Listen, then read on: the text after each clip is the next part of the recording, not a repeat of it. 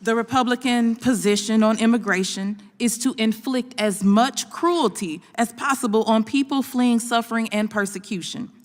As Democrats, we need to recognize this reality and refuse to be a part of it.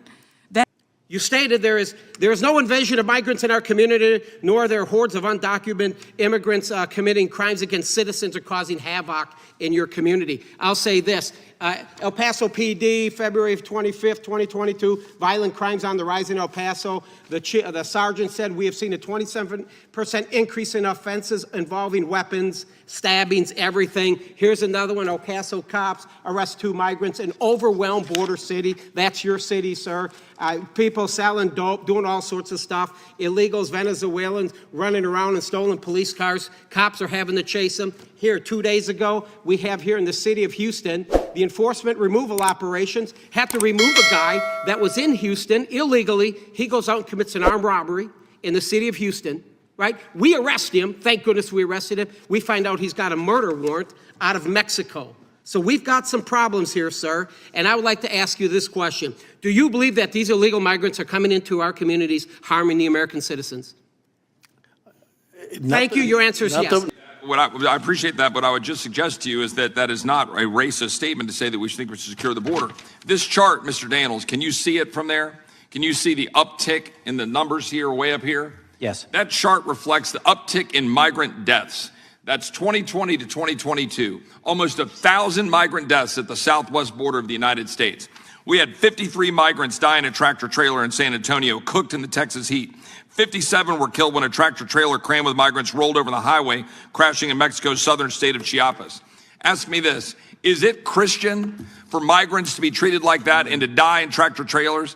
Would anybody at this panel think it's Christian? Mr. Dunn, you go to church in Hays County. Is it Christian to allow migrants to die like that? No.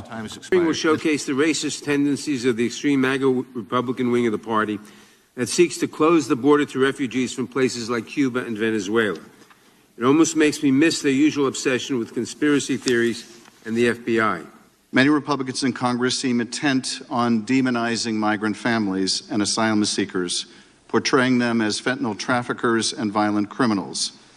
In the real world, asylum seekers are vulnerable individuals and families fleeing political persecution and torture. And these terrible stereotypes that my Republican colleagues are peddling have real-world consequences and bring real-world harm as they increase the level of hate and violence directed at immigrants here at home. We are here in opposition to any racist agenda pursued by Republicans. And let's take a moment to reflect on this first month of Republican control of the House. The disastrous and embarrassing Speaker's vote that resulted in the selling of the gavel to a bunch of pro-coup members of Congress, the seating of insurrectionists and someone who defrauded his way into Congress. That's where we are. And now this hearing, whose purpose, it seems, is to amplify the anti-immigrant hysteria and right-wing conspiracy theories. The Republican position on immigration is to inflict as much cruelty as possible on people fleeing suffering and persecution. As Democrats, we need to recognize this reality and refuse to be a part of it. That's why I strongly oppose the administration's expansion of Title 42 and the reinstatement of the... Thank you so much, Mr. Chairman. Really appreciate it. Mr. Dunn, thank you, sir, for being here. My condolences to you and your family. From the bottom of my heart, I am very sorry, and I hope we can do something to fix this issue of fentanyl in our country. Mr. Daniels, sir, thank you very much for your continued service. I mean that from the bottom of my heart. Thank you very much. Sir, Judge, thank you so much for being here. Thank you for taking time out of your very busy schedule to be here. I greatly appreciate everybody on this panel today. I think we've heard a lot of talk today about the 5 million people, illegal people that have entered this country, and that's a fact. There's just absolutely no getting around that. 5 million people have entered our country illegally. That's the equivalent to 7 congressional districts. Enough fentanyl has poured into our country to kill every American 5 times. I say that again, to kill every American 5 times. Sir, your son is one of those Americans. This is a fact. I'm from Houston. Houston is known for a lot of things. We're known for the world champion Astros. And we are also known as being the human trafficking capital of the entire world. That's not anything I am proud of. This is all happening at our southern border as we live and breathe every single day.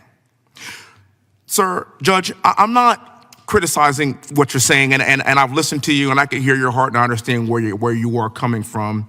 But you did say that there's no invasion here.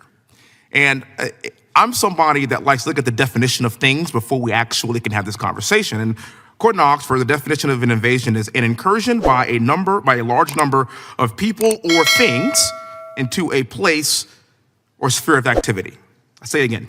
An incursion by a large number of people, and I would say 5 million people constitutes a large number, or things, and I would say enough fentanyl to pour into our country to kill every American 5 times is a thing.